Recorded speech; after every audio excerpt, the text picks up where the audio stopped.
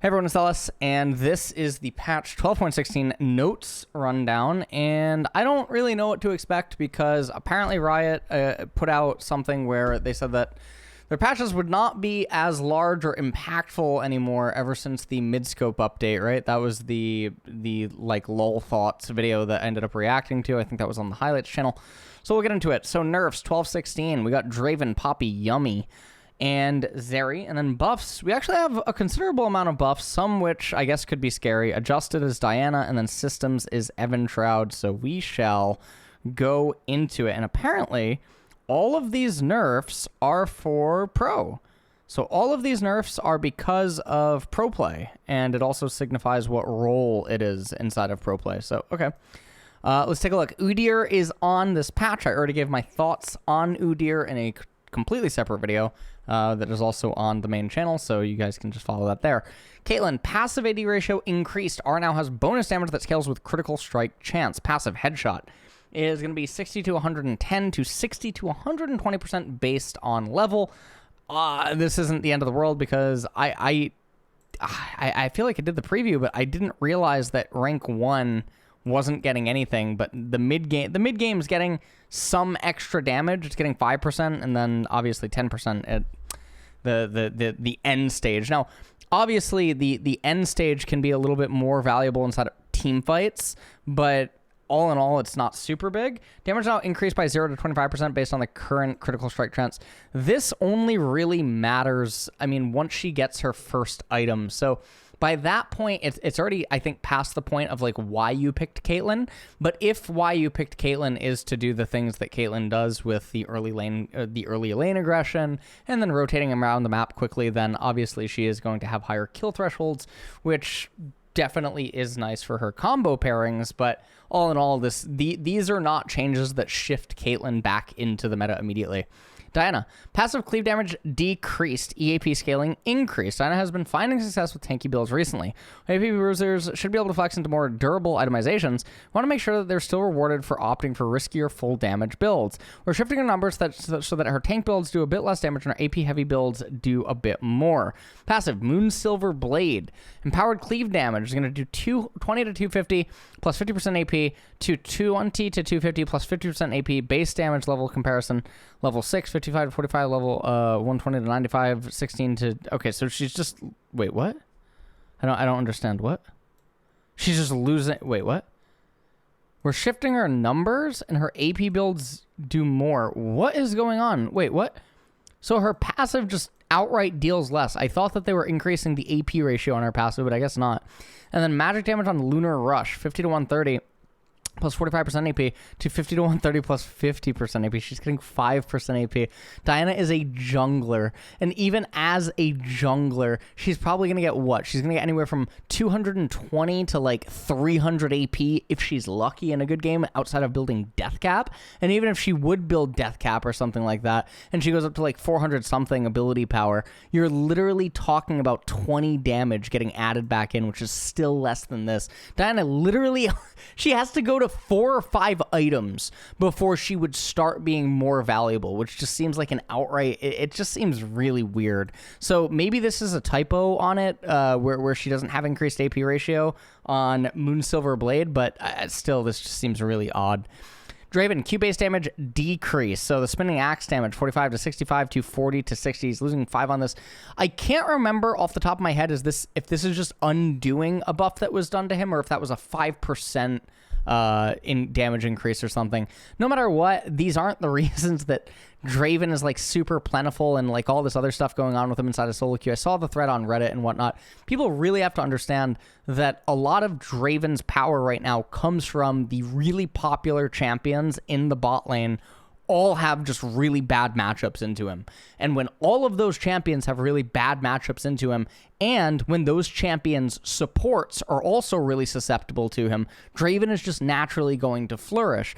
But if the AD carry and the support meta just happen to change, his current ratios wouldn't be enough to put him over the edge in bot lane. So it's just a really sad thing to see. This is not going to move him in bot lane, at least not on the pro level of play. This is not going to defeat why you're picking Draven. Draven already spaces against pro players with such power that oftentimes, I mean, as a pro, you don't actually get too many hits on the enemy champion, but his hits, when they do collide, it ends up being very meaningful. It's like Ganondorf or something in Super Smash Bros. Melee, that when his hits do land, it completely changes the lane. So, I mean, the 5 damage, it's whatever, but I think it's more impactful for mid and top Draven.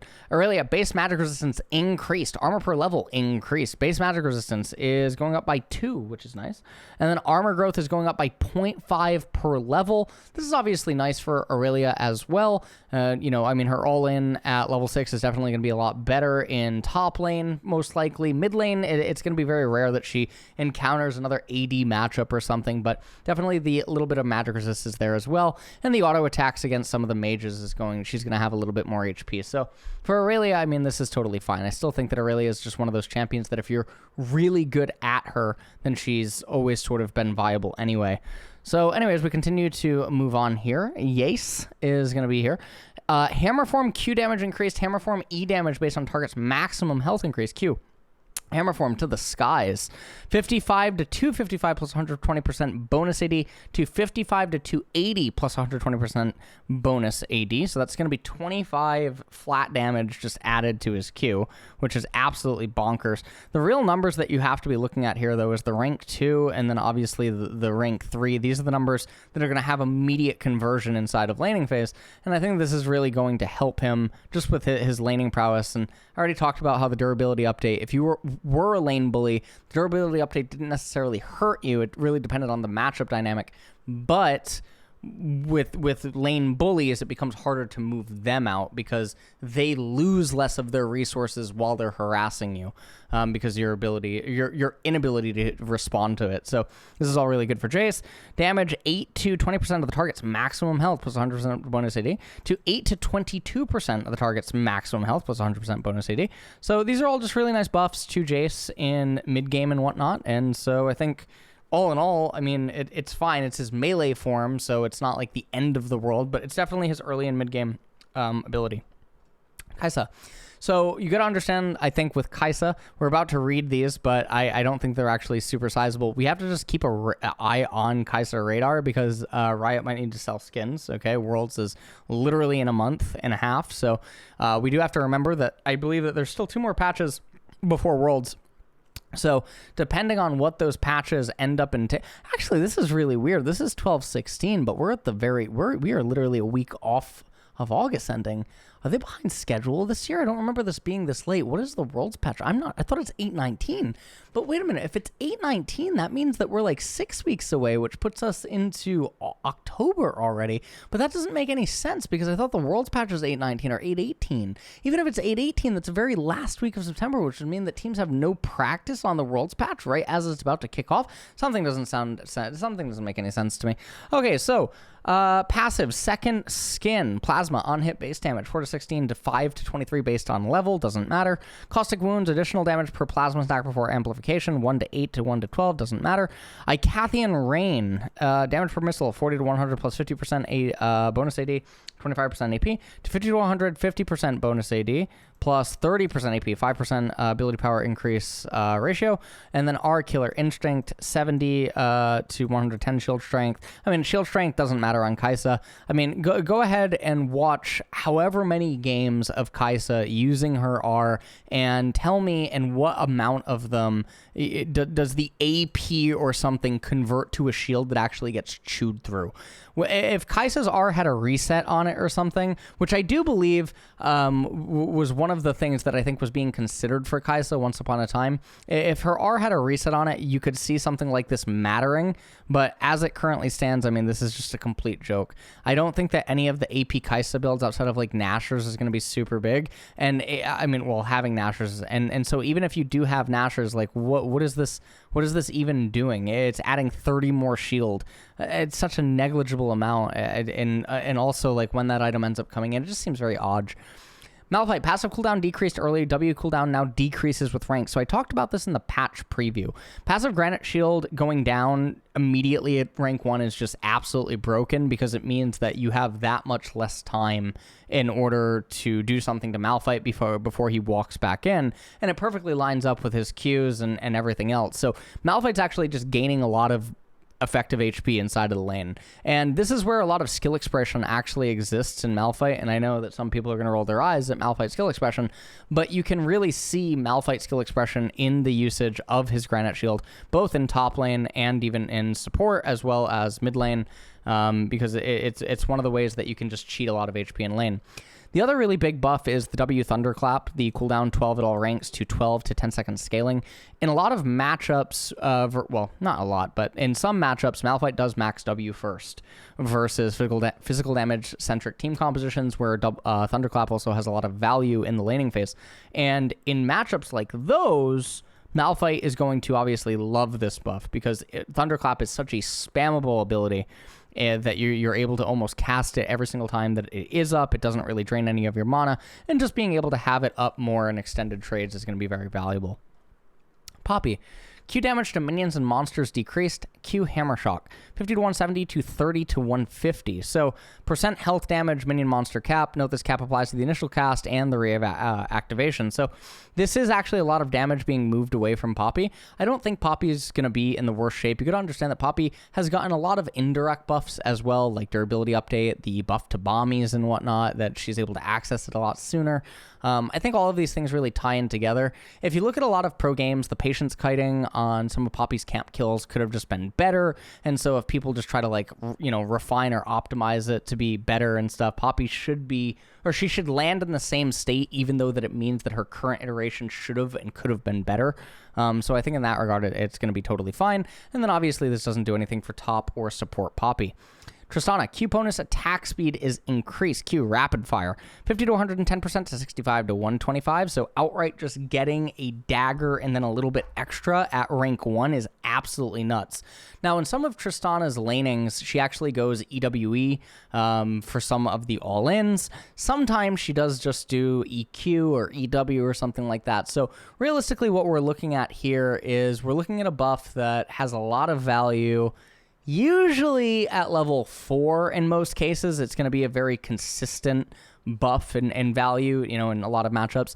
This is way more impactful for mid and top lane Tristana, which has received a lot of love over the last couple of patches. I think this year alone, there's been so many buffs for solo lane Tristana, and she's just nowhere right now, and it's very weird that she's nowhere right now. So maybe expect to see Tristana, because this buff is not just the attack speed in the all-in, which is huge because it means that you pop your E actually quicker, which means that her joust speed is a lot faster inside of the all-in because you have that extra attack speed to keep popping the E, but you also do everything to turrets a lot faster now, and even though you're only going to have 1 point in it, it's still a very massive increase to damage. I mean, this is not something that you can just ignore. Yuumi, E bonus movement speed scales less with AP, cooldown, and increased late game. E Zumi's bonus movement speed is going to be 20% plus 6% per 100 AP to 20% plus 2% per 100 AP. Cooldown is going to be 12 to 8 seconds to 12 to 10 seconds. This is going to be where really the big nerf is. It's not really the plus the missing 4% per 100 AP. Yuumi doesn't really get a whole lot of AP even when she goes like the full-on AP build. So the fact that the base is still there and everything like that, it's going to be fine. A lot of Yuumis in competitive anyway, they end up sinning out of their mind with the Shurelya's purchase instead of Moonstone in a lot of instances.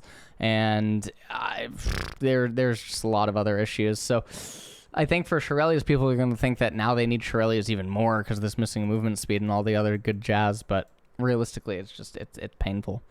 Zeri, QAD scaling decreased, WAD and AP scaling decreased. Q burst fire is going to be 8 to 20, 105 to 125% AD, and 60% AP to 8 to 20. So that's going to stay the same. The base is the same. AD is going down by 5%, and then ability power is staying the same. So All in all, this is not going to change why people are picking Zeri, nor do I think this has any interaction with any of her like laning or CS or anything like that, as weird as that sounds. So W Ultra Shock Laser is going to be 20 to 160 plus 130% AD, 60% ability power to 20 to 160 plus 100% AD. That is very large. Plus 40% AP. So they are gutting her poke stuff, which obviously Zeri and Yuumi combo with the pokes, the standoffs at dragons and whatnot. Some of the synergy that she can have with some of the champions in the meta right now, like Trundle and Nivea and these other champions and whatnot. It does get tagged a little bit, but definitely not the end of the world. Zoe, W adjusted, E base damage increased, AP scaling increased, pop damage increased, W spell thief. Minions killed by allied champions will now also drop orbs while Zoe is within 1500 range. Holy shit. That is actually massive for support Zoe. This is so big for support Zoe because now it means that she can take spell thieves consistently without having to go the minion thing or steal minions potentially. That is so big for support Zoe. Zoe is a champion that functions relatively the same at like 1 and 2 items because of what her job is. Because the support item also counts as a legendary, and because of the support's access to gold and the ability to curve, I think Zoe fulfills the same role as Xerath from the support position, where she accelerates to the items that are really important for her to have in order to be useful, and then her E, Sleepy Bubble Trouble, which is the whole reason for picking her, it still functions identically. And Zoe has like these weird breakpoints where it doesn't really matter if she had a little bit more ability power or something, she would still be doing roughly the same stuff inside of fights. So how many support players in the world can actually pilot Zoe even if they actually dedicated time to it? Honestly, probably not a whole lot. But for the really, really, really skilled ones, such as like, you know, Mickey X and Targamas and Trimby and those in the LEC that also are able to play lots of different champions, or like in the LCK or something, right? You would think of someone like Keria, then Zoe's support actually becomes a really, really scary thing because I've already talked about it being viable for a very long time, and sometimes mid laners have for fun picked it down in the bot lane, and obviously it ends up being, it looks not super bad there. So, E, Sleepy Bubble Trouble. Magic damage base is also going up as well as the AP, even more incentive for Zoe support. 60 to 220 maximum pop damage also going up as well by 5% AP, and the 10. This is super big. I just think Zoe's best role is likely going to end up just being support. Is anyone going to pick her? I have absolutely no faith in it because critical thinking is, I don't know, apparently, you know, I mean, it's something. Zyra, E adjusted, E grasping roots, post-cast lockout, 0.15 to 0.4, 15 seconds. It's just, okay. Items, Eventshroud. This is one of the worst items in the entire game. Oh, I remember this. Coruscation, right? Damage 4 seconds to 5 seconds. Coruscation damage amplification is going up by, is that 1%? That has to be a joke, right?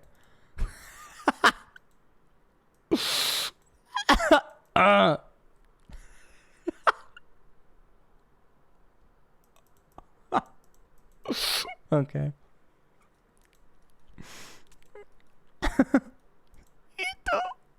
All right, behavioral systems. When all chat is disabled, all players on the enemy team are muted. When all chat is disabled, all players on the enemy team are muted during the end of the game screen, okay? A setting to toggle all chat in-game is now available in the League client. What? Toggle all chat in-game, okay? Noxious Cup Clash. Teammate formation for the first weekend of the Noxious Clash on August 29th. And then progression, mythic content, okay. Listen, I'm waiting for raid content, you know, Wrath of the Lich King. August 30th. But that is that's gonna be pretty good. And then visual effects updates for Fizz. Hopefully this means that Fizz is getting some sort of a mini rework or something in the future, or actually just gonna end up getting buffs. And so for the Noxious Clash, because I know that a lot of people support the patch rundowns and everything like via Patreon and whatnot. Realistically, looking at this patch, Some of the stuff is definitely high end, like Zoe. I think that's a very high skill champion. Other stuff that is present here, honestly, it doesn't really affect like competitive all that much. Malphite and Tristana are probably the two standouts. For pro players, it would definitely be Zoe. Draven is not going to affect competitive. Caitlyn's not going to affect competitive. Really, is not suddenly going to be picked because of these changes. Kai'Sa and Jace is a joke. Well, Jace isn't a joke. It's just it's not going to move the needle. I mean, it's probably much more impactful inside of solo queue than it would be in competitive. Jace, I mean, maybe it makes some pro players remember that Jace exists, but definitely Kai'Sa is trash. Yuumi is completely fine, and then Zeri is also fine. But all in all, this is not really... This doesn't do anything. This patch is pretty fruitless in most cases, unless we consider support Zoe, and then again, solo lane Tristana, we keep reminding people, and then obviously the Malphite buffs are very nice, but Malphite doesn't really get picked too much anyway. System update on Evantroud, it's garbage, and then Diana adjustment, it seems like it's a typo. So let's get into the most important part of the patch rundown, the juice. So apparently this is called like Sky Valkyries or Steel Valkyries or something. Let me just confirm that's actually what this is. Steel Valkyrie Nasus. Now, honestly, it doesn't look that bad. I'm trying to think of what other game this ends up resembling or something, but nothing is really coming to mind. He sort of looks like Kefnet from Magic the Gathering, so I'll just say that right there. He kind of looks like Kefnet. He also kind of looks like maybe even a combination of a Gundam or something, so definitely not the best. Is this Jax? No, it's Nasus. So yeah, it's definitely not Jax. So even more confusing when you can't even tell who the champion was, and I just had to check twice because everyone was just confident in chat that it must be Jax. So yeah, definitely a little bit weird. We move on here, and apparently this is Jonna. And, could you tell that this is Jonna? I'm not really so sure. I mean, I guess she, like there's a gust of wind and everything around her. She's got some X-Men type stuff going on. But outside of that, I mean, the skin doesn't say Jonna in a lot of ways, right? The face is also like a little bit weird. It doesn't even look like Jonna. Like this face looks a little bit puffier than like Jonna. I mean, I feel like Jonna's face. This is not Jonna's face. Does anyone agree? Also, why is her knee up like this? Isn't this like Syndra's stance? And also, like, what else is going on here? I completely agree. This could be like human karma or something, or not human karma, human Soraka, or like what is going on? She has her knee up like Syndra.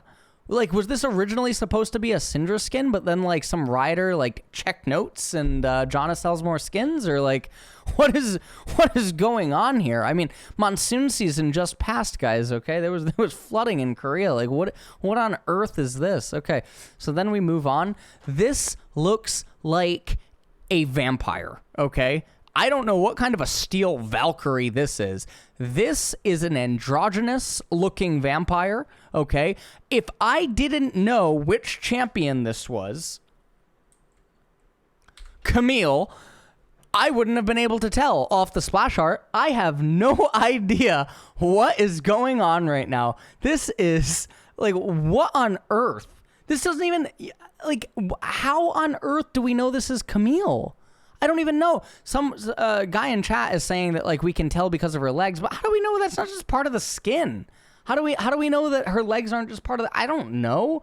What is even going on here? This is weird. Okay, this skin line. Nope, not doing it. Not doing it for me. All right, let's just move on. Okay, so what is going on here? What is going on? Why is Lucian a fucking night elf? Does anyone want to explain to me why Lucian's a night elf? Also, night elves can't be paladins. Why is this the one skin that has paladin in its name? What is going on here? Illidan came back from the Shadow Isles, okay? Like, what? Like I get it, TBC's ending, okay? But, like, Riot, like, you can't just choose to add night elf paladins to the game. Like, what is going on here with Lucian? What on earth is this? And why is Nasus jumping out of the sky, and why is he not enlarged and in charge? There's just so many questions I have with this skin line. Like, this is just absolutely, this is terrible. And also, where's his wife again? She run off again? Probably, with Tom Kench, right? My lord. He was probably getting down and dirty with Nami. And maybe he caught something. That's what's up with the ears. Who knows? And now, speaking about catching something, let's talk about the one catch that does exist in this skin line. And oh my lord, she can look at me with pity all day. This is the Prestige Edition Jonna skin, and you can tell that this is a legendary drop chance, and you are going to be doing GD KBs all day.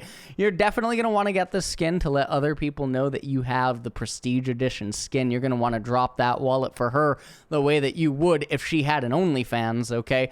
Now, I don't really even know where I'm going with this one, okay? But this skin's actually really pretty. The art on it is really nice. The colors on it are really nice. It does actually completely embody a prestige skin.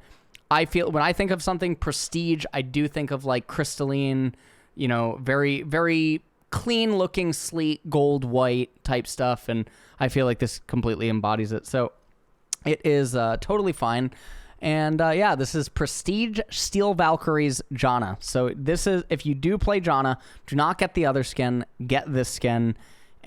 Honestly, she looks like this is like a god Magic the Gathering card or like a planeswalker or something. It just, she looks so disappointed to see you. And maybe that's what you're into, you know? Maybe that's why you buy this skin, you know?